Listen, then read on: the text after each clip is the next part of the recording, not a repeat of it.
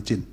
Untuk supaya clear kita ya, begini, di dalam permohonan pemohon 01 dan pemohon 03 itu ada dalil yang mempersoalkan Sirekap, sehingga mahkamah harus menjawab dalil itu dalam rangka untuk memutus gimana sih penggunaan Sirekap ini.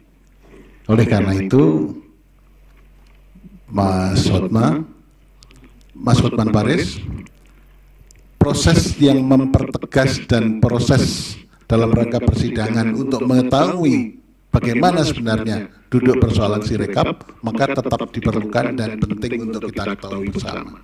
Karena persidangan ini terbuka untuk umum, seluruh masyarakat Indonesia mengetahui, dan mahkamah juga harus menjawab dalil dari permohonan pemohon 1 dan pemohon 3. Dan itu sangat penting sekali supaya menjadi terbuka. Semua dalil akan dijawab oleh mahkamah, kecuali memang dalil-dalil yang tidak relevan, ya mungkin tidak kita jawab. Jadi ini tetap diperlukan untuk kita diskusikan supaya terbuka untuk umum. Terima kasih. Terima kasih Yang Mulia atas tanggapannya. Tapi menurut kami, berhubung sudah dijawab bahwa yang dipakai adalah manual sama perhitungan berjenjang, itulah jawaban atas permohonan itu, bukan lagi Sirekap. Terima kasih. Pak Hotman yang menjawabnya nanti bukan kuasa hukum pihak terkait loh, hakim yang akan menjawab. Ya, jadi jangan kita diarah-arahkan mau menjawab kemana begitu. Silakan. Saksi. Baik, terima kasih Yang Mulia. Baik, saya mohon maaf kalau mungkin ada yang tertinggal, nanti bisa kalau diizinkan bisa yang bersangkutan untuk menanyakan kembali. Jadi saya mulai menjawab dulu. Saudara saksi, kalau yang mirip dijawab gabungan saja, nggak usah per orang ya, supaya agak lebih efisien juga. Baik, jadi ketika tadi akan terkait dengan penanyaan bahwa apa sih yang membedakan Situng Sirekap 2020, Sirekap 2024. Jadi di Situng tadi sudah disampaikan bahwa yang menginput itu adalah pertama, jadi para KPPS itu harus melakukan salinan sejumlah saksi, dan itu relatifly kalau kita bicara itu juga relatifly yang sangat membuat capek buat rekan-rekan di KPPS ya. Habis itu yang nanti akan melakukan scan, input dan kawan-kawan itu akan dilakukan oleh teman-teman di kabupaten kota. Di Situng 2020 itu sudah mulai diotomasi gitu ya, tapi jumlahnya hanya 3 halaman. Beda dengan Situng 2024 yang satu TPS-nya jumlahnya 75 halaman. Jumlah TPS yang terlibat saya kurang hafal 200 atau Sirekap 2020 Pak.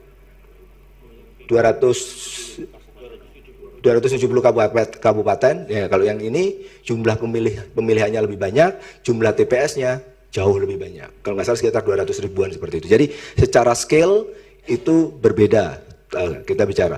Nah, ketika kita bicara terkait dengan bagaimana development Sirekap itu gitu ya. Nah, kami memiliki ada tim tester, ada tim developer, ada tim security, tim infra, tim basis data. Dan itu tim yang segregated. Saya, karena saya kebetulan adalah security, jadi saya harus ngecek semua kerjaan. Makanya kayaknya itu sebabnya saya yang harus datang ke sini untuk menjawab pertanyaan di majelis ini. Oke. Nah, ketika kita bicara terkait dengan apakah mungkin orang di dalam itu melakukan pengubahan atau seperti itu. Kalau kita bicara, kalau dia punya authorization, dia bisa. Tapi itu sebabnya kalau di kasus yang Lampung tadi, itu kita bisa tahu itu siapa yang melakukan, jam berapa dia melakukannya, IP-nya berapa, kita semua catat. Karena di dalam security itu ada 2 pendekatan. Yang pertama, kita mencegah kejahatan atau kita mencatat kejahatan. Karena orang kan kalau kita bisa mendeteksi, oh ini penjahat, ini orang baik, nah kita lakukan pencegahan. Tapi kan bisa saja orang yang kita deteksi sebagai orang baik, ternyata lambat laun dia melakukan kejahatan. Belum tentu orangnya, tapi bisa saja perangkatnya disusupi oleh malware. Itu. Jadi kami melakukan pengetesan dengan tim yang terpisah, dan masing-masing tim bertanggung jawab atas hasilnya, dan ada cross check dan kawan-kawan. Nah, ketika kita bicara tadi ada pertanyaan gitu ya, apakah memang benar bahwa kami itu sudah merasa paling benar? Tidak ada yang sempurna di bawah langit ini, dan itu yang saya pahami dan semua rekan-rekan kami. Apakah kami sudah diaudit? Sudah, kami diaudit. Bisa dipakai. Ada 2 lembaga yang melakukan audit, BRIN telah melakukan audit, dan BSSN telah melakukan technical assessment. karena cukup lama saya harus nahan fakta ini. Mohon maaf yang mulia. Ya. Nah, jadi kami sudah diaudit, gitu ya. Terima kasih dukungan dari para lembaga negara tersebut, gitu ya, mendukung kami untuk menjadi lebih baik seperti saat ini. Walaupun tadi ada banyak kekurangan dan kawan-kawan, ya saya ambil pekerjaan ini, saya mau turun dari kampus, ya karena saya pengen belajar, pengen zakat ilmu, gitu ya. Kalau dosen nggak terlalu banyak duitnya, maka zakatnya lewat ilmu, bismillah. Nah, ketika kita bicara terkait dengan pada hari H diunggah pertama kali, gitu ya. Lalu sistem itu bagaimana sih melakukan pengecekan? Tadi sudah disampaikan, kami akan mendandai data-data yang kita anggap, saya menyebutnya visi atau aneh secara anomali. Tapi kita tetap terima, Pak. Kita tetap terima karena ya itu tadi ada statement yang sudah menyatakan bahwa tadi di salah satu screenshot itu ada juga menyatakan bahwa ini data ini sudah benar. Jadi itu statement KPPS, ya sudah kita ambil statement itu.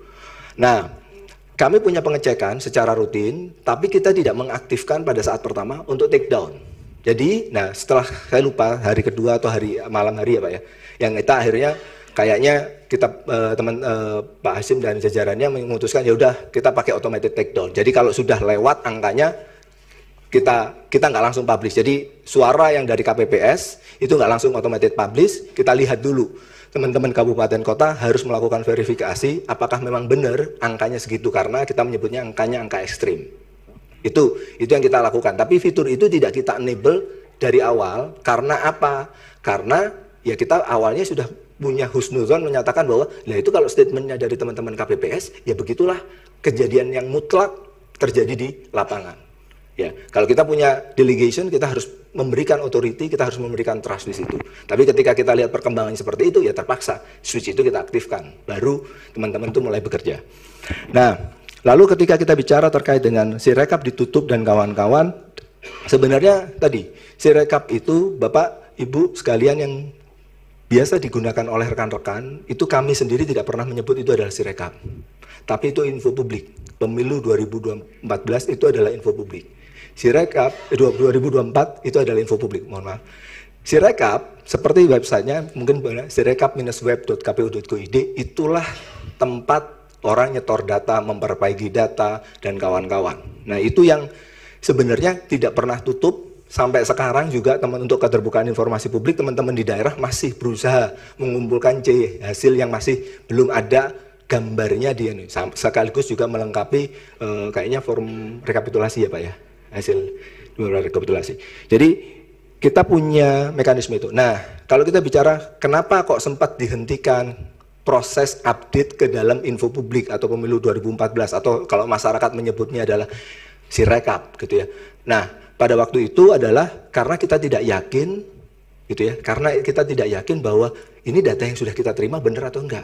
Ya sudah, yang sudah masuk kita bereskan, yang sedang dalam antrian ya jangan keluar dulu, nanti keluar kotor disalahkan lagi, repot lagi kita nggak pernah tahu mana air bersih mana air kotor. Jadi itu dugaan saya, karena ya saya tergantung dari arahan dari tapi itu setelah kita berdiskusi seperti itu kebatinan yang saya tangkap adalah oke, karena tidak yakin dengan data yang baru ini malah jangan-jangan bikin blunder, stop dulu, yang sudah keluar kita bersihkan, yang baru masuk kita sembari filter itu pelan-pelan. Jadi itu yang kami pahami. Nah, terkait dengan perbaikan tadi banyak sekali menyatakan bahwa mohon maaf buat pemohon yang menyatakan bahwa menganggap saya dengan saksi secara personal saya mengenal gitu ya. Saya tidak menganggap bahwa yang bersangkutan adalah bilang sesuatu yang salah, tapi saya hanya mengomentari satu kasus tentang dugaan penggemblungan. Saya nggak bicara tentang puluhan juta. Saya bilang kemarin sempat menyebut sebuah TPS ketika kami cek datanya bahwa ternyata angka itu diubah karena begini.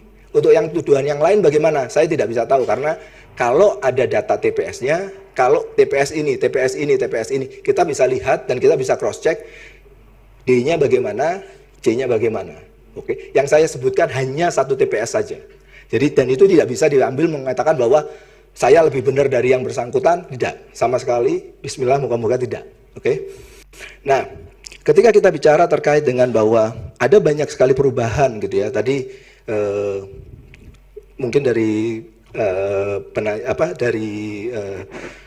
penasihat hukum di pemohon menyatakan sampai 763. Saya tidak bisa mengkonfirmasi itu karena saya nggak punya laptop, dan saya juga butuh data bahwa itu TPS berapa supaya kami bisa konfirmasi. Tapi angka 763 itu luar biasa besar sebenarnya. Jadi kami, kalau memang itu ada data TPS-nya, bisa disampaikan ke KPU untuk kita lakukan investigasi bersama-sama. Nah, selanjutnya ada beberapa pertanyaan yang kita lanjutkan, bahwa ada saksi yang menjelaskan bahwa di KPPS Depok itu, bahwa webnya dia tidak bisa dia kontrol.